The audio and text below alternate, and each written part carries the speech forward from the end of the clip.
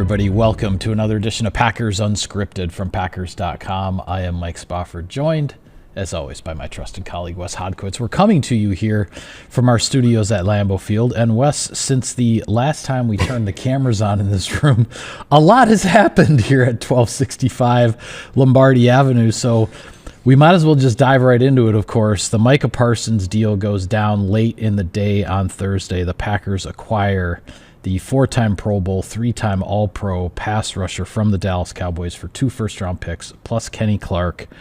And no other way to describe it than a seismic move on the eve of the NFL season. Yeah, they call it an initial 53-man roster for a reason, right? I thought maybe Nick Neiman signing on Wednesday was going to be the big newsbreaker for the Green Bay Packers that week, but I was obviously very, very wrong.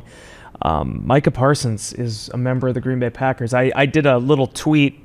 I don't know if you saw it, but it was like one of those like being extremely present moments where I'm sitting there at the press conference. Yes, I did on see Friday. that. I did see that tweet, by the way. And I'm like, not going to lie, this is all wild. I'm like literally staring at Micah Parsons at a Green Bay Packers podium after he'd flown into Green Bay that day to take a physical, sign a very lucrative, well-deserved contract extension, and complete one of the most blockbuster trades. I mean, as big as the Aaron Rodgers one was 2 years ago, and the Devontae Adams one before that, it was always the Packers getting picks back. Right.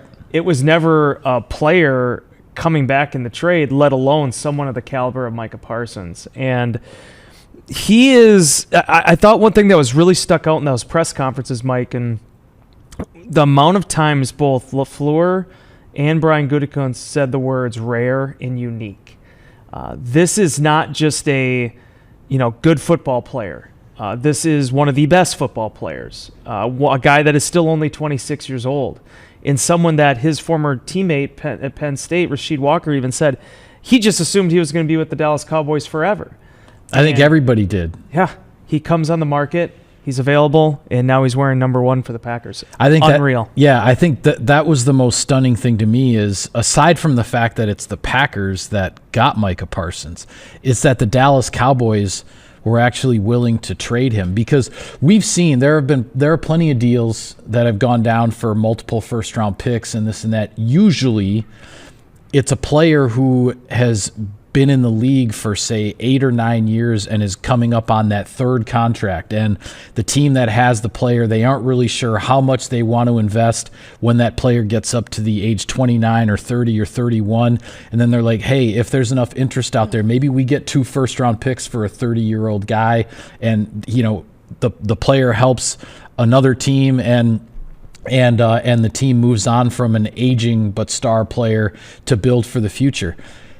A 26-year-old player who has not yet signed his 2nd contract, who was still technically on his rookie contract with the 5th-year option from the Dallas Cowboys, and a player who essentially is building Hall of Fame level credentials, not just a star player, not the best player on such and such defense, but a guy who's on a trajectory for Canton, Ohio, to be available at the age of 26. I mean, I can see why Matt LaFleur, Brian Gutekunst kept using those words, rare and unique. This doesn't happen in terms of these types of parameters. A lot of fans out there are looking at it as, it's reminiscent of the Packers signing Reggie White or signing, Charles Woodson, or even the Ron Wolf's trade of a first-round pick for Brett Favre. And, of course, all of those moves turned out tremendous for Green Bay, but in a lot of ways, they still don't really compare to this one when you look at all of the circumstances, and I think the shock value, the shock level of it, that unless you were in the personnel room for the Packers and part of these discussions, and in a similar room for the Dallas Cowboys with owner Jerry Jones, nobody really knew that this was going down. And when the news actually kind of got out that the Cowboys were legitimately accepting trade offers for Micah Parsons, it was less than a day and the deal was done and he was a Green Bay Packer. Yeah, as Brian Gutekunst said too when he addressed the media on Friday, this is something the Packers were in on very early. And if there was anything he was asked about, going back to the Khalil Mack trade with the Bears 7 years ago, it was the fact that, he didn't have any regrets about how that played out. He was happy with how things went, but he said the problem was we probably were involved a little too late. Not that would have changed anything, but we were too late. The Packers were right at the front end of this thing. And one of the real true rarities of this is you didn't see them attached to any other teams with this Micah Parsons trade. It was Dallas and it was Green Bay pretty much from the get-go, even before there was real tangible reporting behind it, with Adam Schefter's thing, suggesting that there could potentially be a trade out there for him, that Dallas was open to it. There's few moments in this profession, Mike. They happen in your life, in your daily life, the important parts of your life that you always think back on, and they're just burned in your brain and seared in your brain forever. Professionally, there's very few of those, but the way that this all went down, I'll never forget it, because I am literally sitting in the front row of Mark Murphy's Packers Hall of Fame press conference. We just got done talking to his son Brian. Mark went up there and gave his initial dialogue, and I believe it was John Miller from WGBA that was behind me then, and I'm getting ready to ask him, hey, what did the fans mean to you, in your time? And John, I believe it was John, goes and says, there's a report out the Packers have traded for Micah Parsons, and they're asking for Mark's reaction to it. Now, Mark, true to form, is like, that's AI, But, because obviously it's not his place anymore. He's the outgoing and no longer the Packers' present CEO. So he was just as surprised as all of us. He was asking who was all involved in the trade. And going through that press conference and then picking up my phone as soon as it was done and just seeing what that looked like. Yeah. Text messages, direct messages, just tweet notifications from various reporters. I've never been a part of anything like it. So I don't know what it was like for the city of Green Bay when Reggie White signed. I don't even really remember what it was like when Charles Woodson signed. But what you said, with it being a trade of this magnitude on literally the 11th hour and 30 minutes heading into the regular season. Yeah. I don't know if I'll ever be a part of anything like this again. Well, I'll certainly never forget it either, because as I've outlined in Insider Inbox, and for those who have followed these kinds of things over the years, I have a tendency to be out of town when the big things happen with regard to the Green Bay Packers. I was actually on a plane, family-related trip, and the flight was Thursday afternoon out of Chicago. I turned off my phone, cracked my book, read a book for a couple of hours, turned my phone back on when the plane landed, and went, holy cow. And this whole thing, I won't get into it too much. This whole thing of me being gone when big things happen, it all dates back to actually the summer of 2008. Really? Yes, it does. I don't remember that one. Yeah, because in the summer of 2008, I was at Cub Scout camp with my son when the news came across my BlackBerry screen that Brett Favre had applied to the commissioner's office for reinstatement from the retired list. And so the summer of 2008, quote unquote, began with that moment, essentially. And I was at Cub Scout camp with my, I guess Robbie was maybe in second grade then. I don't remember for sure, second or third grade. Anyway, so it dates back to then, and I also happened to be on a family vacation when the Packers signed Julius Peppers, and I happened to be on a trip somewhere when Devontae Adams was traded. Those are the big ones, and there have been several others over the years that for whatever reason I happen to be gone when big news breaks. And so this one was no different in that regard. But yeah, it's one of those things that as soon as I saw it, it was like, yeah, this is huge, because this is not just huge for the Packers. This changes the landscape of the NFC North and the NFC and the playoff chase before the first game is even played, and all of that kind of stuff. So that's the next thing I want to throw at you in this discussion is, what does this acquisition mean for the Green Bay Packers? What comes top of mind to you when you think of, okay, Micah Parsons is now in Jeff Hafley's defense? Championships. I mean, that's what this is about, right? Now, as Brian Gutekunst said, it's not about one player, and I agree with him wholeheartedly. There are so many variables with this game. You can never take into account one specific thing. However, this is moving your chess piece across the board. This is something we've not seen before, not just with Green Bay, but I can't think of a situation like this in the league where it's happened this way, where a guy wants a trade. All indications are that he's going to stick around, that they're going to find a way to make the contract work out despite whatever the narrative was out there with Jerry Jones and in Parsons' camp. These things always get worked out, right? Guys hold out, they do extensions. This didn't. And I think it floored everybody. You saw the reactions down in Dallas to it. For the Green Bay Packers, this is, as you said, a seismic event. This is something where you're not just adding Julius Peppers at 34 years old. You're not adding Charles Woodson after numerous Pro Bowls. Guy that's been in the league then at that point 7 years. You are adding Micah Parsons, who is one of 2 players in NFL history since they started recording sacks officially that has 12-plus sacks in his first 4 seasons. The other one's Reggie White.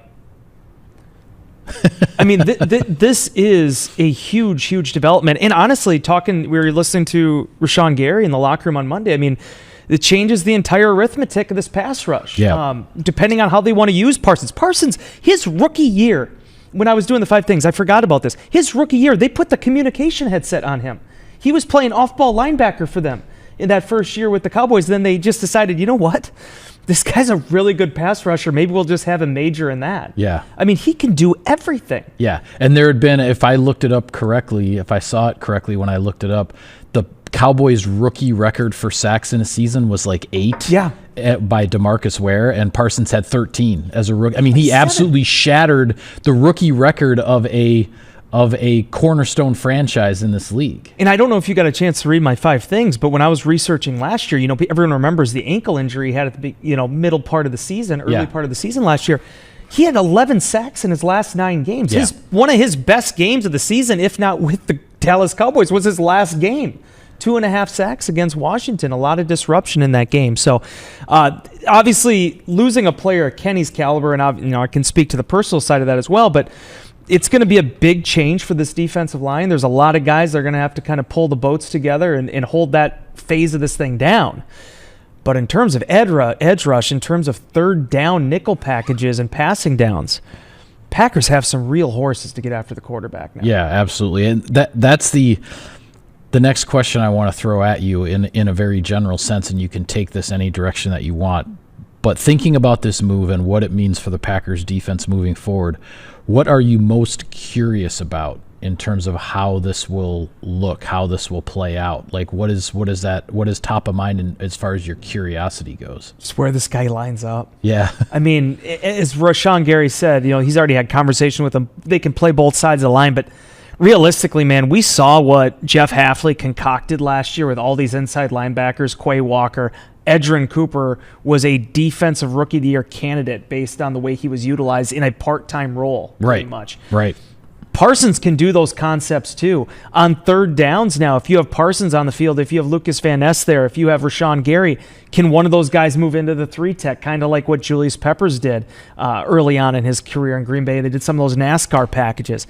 The opportunities and the possibilities are endless. And as Matt LaFleur talked to us about on Friday night, he said he can already envision what Jeff Hafley and his coaches are doing behind the scenes here, dialing some stuff up and being incredibly energized. Hafley was like the first guy at the airport welcoming Parsons off the plane. I mean, this is a major piece. Now, I need to put this out there as well. There is this back thing that he's working through. We'll have to see where all those chips fall and what his availability is really going to be for this game against Detroit. But long term, the Packers are getting a very hungry, a very motivated, and unworldly gifted pass rusher. This isn't just a guy that works hard, Mike. This is a guy that works hard and has intangibles that we've rarely seen in this league. Yeah, I think for me, the more I think about this, the more I get curious about just how, similar to what you just said, just how is Jeff Hafley going to use this guy and incorporate him into the mix, and times to feature him. There are times that he's going to be double teamed, and that will affect other players and all that. We saw last year when the plan with Jeff Hafley in his first year as coordinator was to try to use the straight 4-man rush, cover 7, deploy that as much as possible. But that 4-man rush wasn't getting the job done. So Jeff Hafley got creative, and we saw just how creative he could be. He came up with more rush 4 cover 7 packages than I've ever seen in the course of basically like half to 2/3 of a season.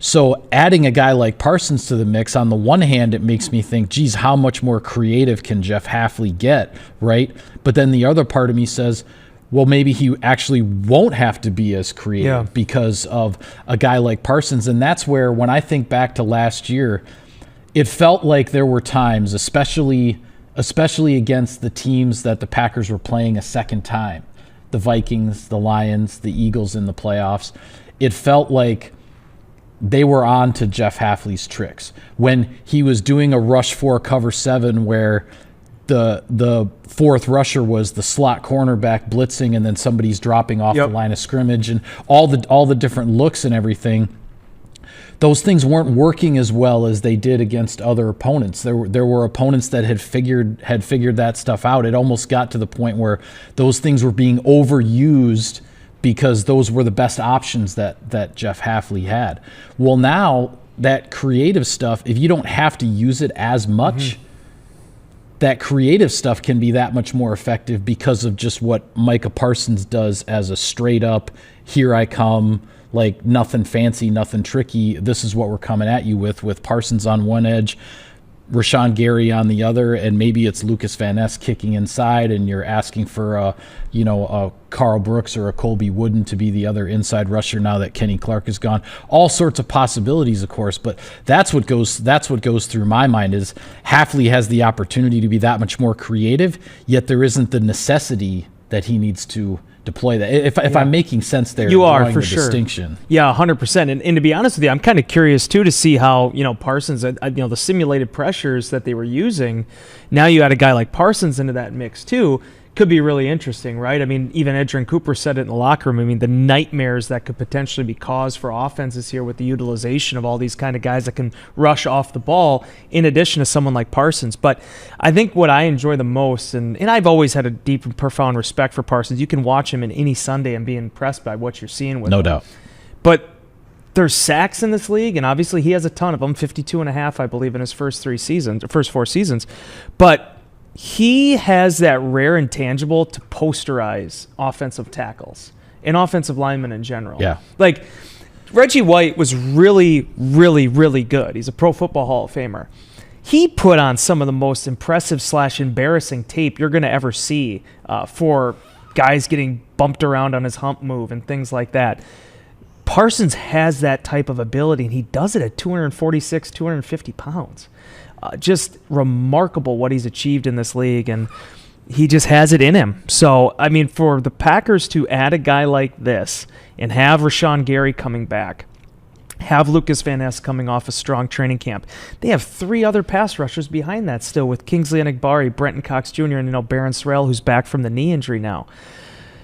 There's just different things you can do with these guys. And again, it's going to be really interesting to see what kind of creativity Jeff Hafley and the Packers defensive coaches staffs come up with. Yeah, one more thing I have for you before we move on to a couple of other topics.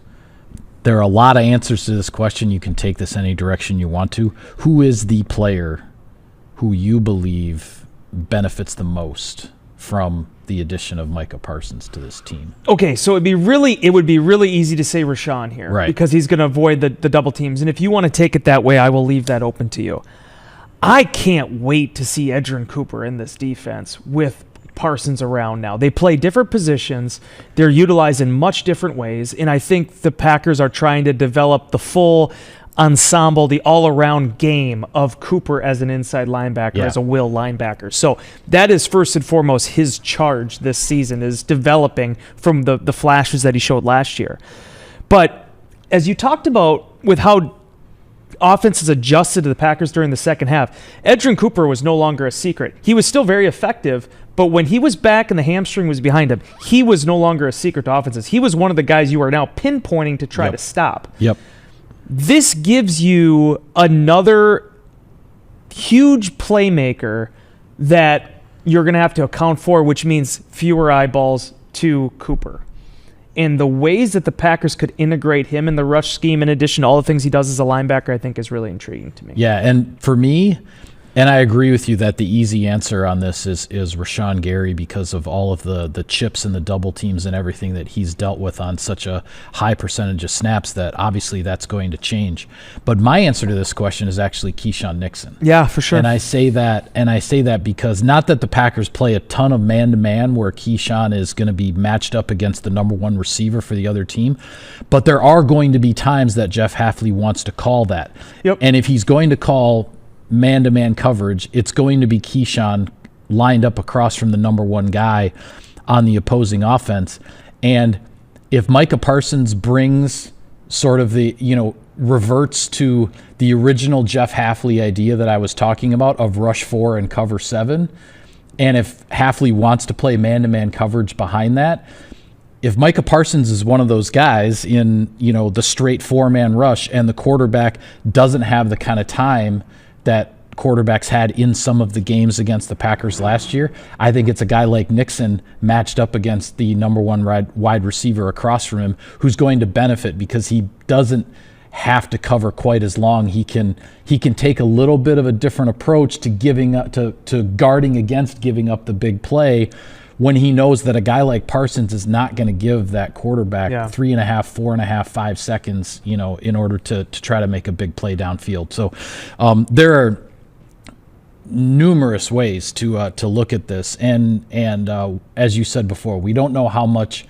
Parsons is going to be involved and to what extent the Packers can use him right away in week 1. And then obviously week 2 is a short week with the Washington game coming up right after the Detroit games. So there's going to be a process here. There's going to be this long-term integration of incorporating Micah Parsons into this defense before the Packers actually get to where, okay, he really is a full-fledged member of the defense now. So we have to see how that unfolds. But man, oh man, am I excited to see what it looks like. If you can get that guy in some 3rd and 6+ situations a dozen times a game, these first 2 weeks. Exactly. I mean, you can make a huge impact just doing that alone. No question about it. No question. Look at what the Bears did with Khalil Mack in the opener in 2018 here at Lambeau Field, when he hadn't practiced all training camp for the Raiders. He wasn't involved in anything, and he ends up getting traded right before the start of the regular season.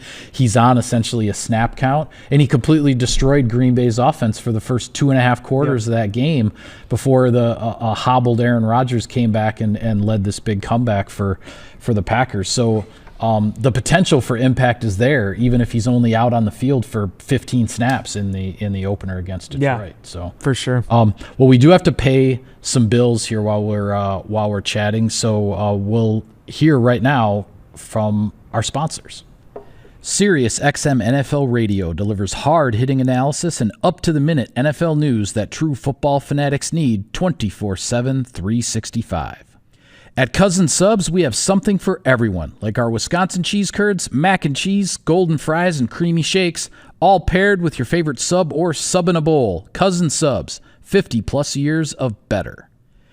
Pit Boss Grills, the official grill of Packers tailgating at Lambeau or at your house. Take your game day to the next level with a Pit Boss wood pellet grill. Pit Boss Grills available at Menards. Welcome back to Packers Unscripted. Wes, the other part of the Parsons trade that we certainly need to discuss is the fact that now the Green Bay Packers defense is moving forward without Kenny Clark, a 3-time Pro Bowler, essentially the anchor of both the run defense and the interior pass rush for this defense for the last, I'd say the last 8 years. He was kind of more of a part-time player his rookie year, and then really by his second season, number 97 was the guy. I know both of us are going to miss him on a personal level, and I'll let you say what you'd like to in that regard. But this defense does have an adjustment to make, especially when it comes to defending the run and getting pressure on a quarterback from a defensive tackle on the interior, and that is not going to be an easy task. No, it will not be. I mean, Kenny Clark was the perfect Green Bay Packer. And when you go back and think about that draft pick, I wrote this in Insider Inbox. If there was ever anybody that was more fitting to be the last first-round pick of Ted Thompson, this guy does it. And I think it is somewhat poetic. Some other people have talked about this too, that Ted's last draft pick on this roster is actually the one that kind of helps facilitate this huge trade to get Micah Parsons. Yeah. But what I mean by that is, I mean, obviously, and I'll talk about the person here in a second, but as a player, Kenny Clark was never injured. Even when he was, like last year with the toe, he played and started every game. It was a handful of games over 9 seasons that he was not available. And this guy ate snaps, dude. How many times did you and I write stories over the years talking about, can the Packers get his play time count under 80%? Yeah. Just because he was the known commodity at a lot of times during his stretch, especially in that transitionary period after Mike Daniels, where that was not only your biggest playmaker, that was your best run stopper, that was the only guy that had a bunch of experience. He was the leader in the room. He was a team captain. He was a 2-time Walter Payton NFL Man of the Year nominee for the Packers. This guy did it all, and he did it with a smile on his face, and he was the same dude every single day. Yeah. Carl Brooks was talking about this in the locker room afterwards. It is going to be a melee amongst the Packers defensive line trying to get Kenny's jersey next month when the Packers and Cowboys are played. Yeah, they might have to bring a box of Dallas Cowboy Kenny Clark jerseys down to the sideline after the game and start handing them, because all of his line mates are going to want one. Everybody wants to do that because it's what Kenny did to help people in their careers. I mean, talking to Daryl Slayton last year, this is a guy that came in as a really raw 5th-round pick, but had some incredible intangibles for the National Football League. Kenny helped bring him along. I think of, Carl Brooks and Colby Wooden. Wooden spent most of his offseason, he said, over at Kenny's house. Kenny was bringing these guys in for film review and these type of things. And we just saw Wooden have probably his best training camp so far as a pro. Yeah, and the moral of the story there is Kenny wanted these guys to be better. He wanted the group to be better. He wanted to win that Super Bowl. He wanted to get back to an NFC Championship game again, and understood it wasn't just on one guy. Oh, and by the way, he was a 3-time Pro Bowler himself, and in 2023 had the best year of his career with 7.5 sacks.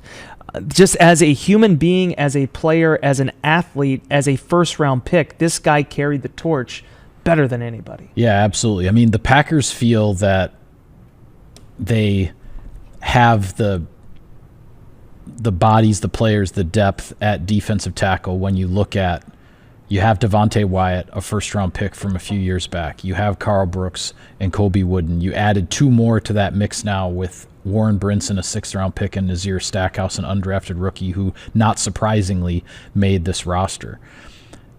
But they're going to have to do it without Kenny now, and the onus is on all of them. And Rashawn Gary spoke in the locker room after Monday's practice saying, hey, he feels really confident in these guys. He saw them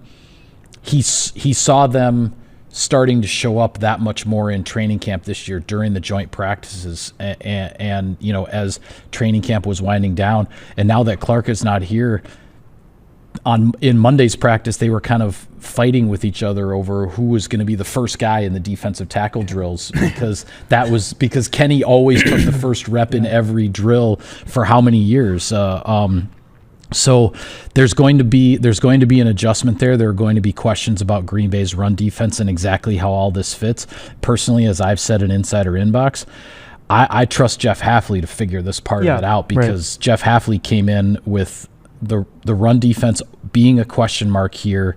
Not that it was ever a question with Clark, but in terms of the collective, the run defense was a big question mark here for a really long time. Jeff Hafley wasn't handed a bunch of different personnel and a bunch of different pieces, and he figured out how to get the Packers back up into the top 10 in run defense. So Jeff Hafley will figure this out with the players that he's got. But there will be a leadership void there for somebody to step into, and I know you and I are also just gonna miss the guy in the locker room. You could always just say hi to Kenny and say, hey, what's going on, and he made, in a lot of ways, he made us feel like one of the guys in the locker room sometimes, even though not all players are necessarily like that, or that's not even necessarily something we would seek out. Yeah. But he would kind of make us feel that way. He was a communal dude. It was the way he was raised. His mom, his dad did a tremendous job with him. The way he takes care of his family. This guy is a plus all across the board. Just a quick couple stories. One, I have to make sure I issue an apology here to Joan Milcheski, Megan Robertson, and also Scott Thompson. All three of them had to catch me within minutes of finding out that Kenny got traded on Thursday, and I was a total jerk. And I apologize. I was going through it, and I did not want to be by people at that moment.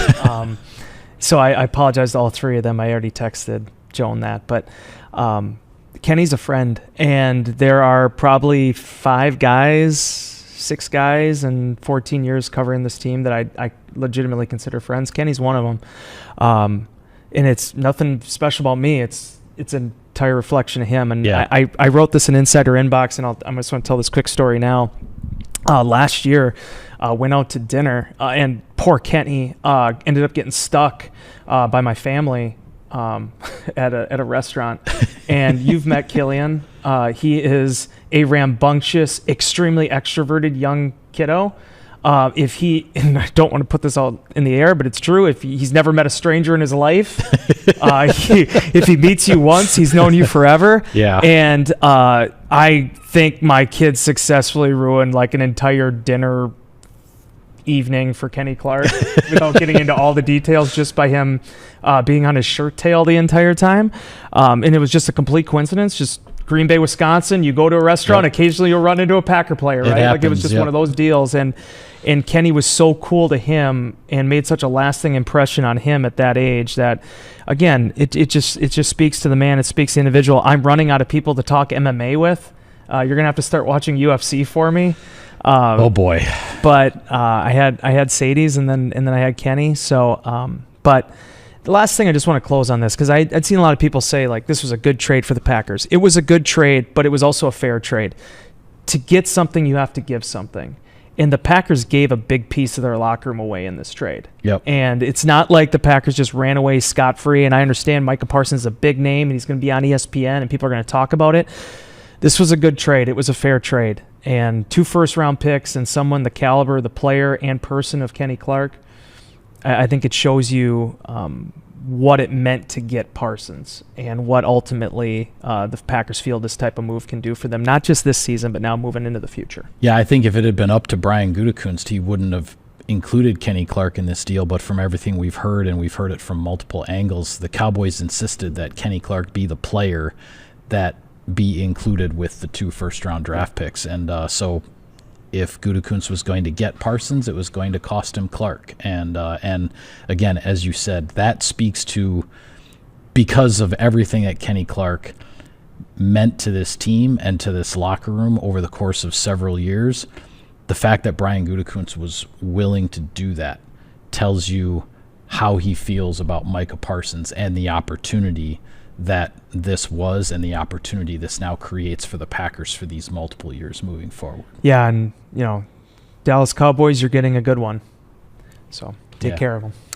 Well, we on our next show, we'll get to the updates on the Packers' health and all that, and previewing the Detroit Lions for Week 1 and all these other things that we didn't get to because we ended up devoting this entire show to the Micah Parsons trade. But deservedly so, because I don't think something like this is ever going to happen Probably not. in the history of Packers Unscripted. So we might as well dedicate a show to it. But with that, we will call it a wrap on this edition of Packers Unscripted. Be sure to follow all of our coverage of the team as Week 1 moves along here. And as I said, we will have more on our next show previewing the Lions and where the Packers stand and everything heading into the big season opener at Lambeau Field on Sunday afternoon. For Wes, I am Mike. Thank you for tuning in, everybody, and we will see you next time.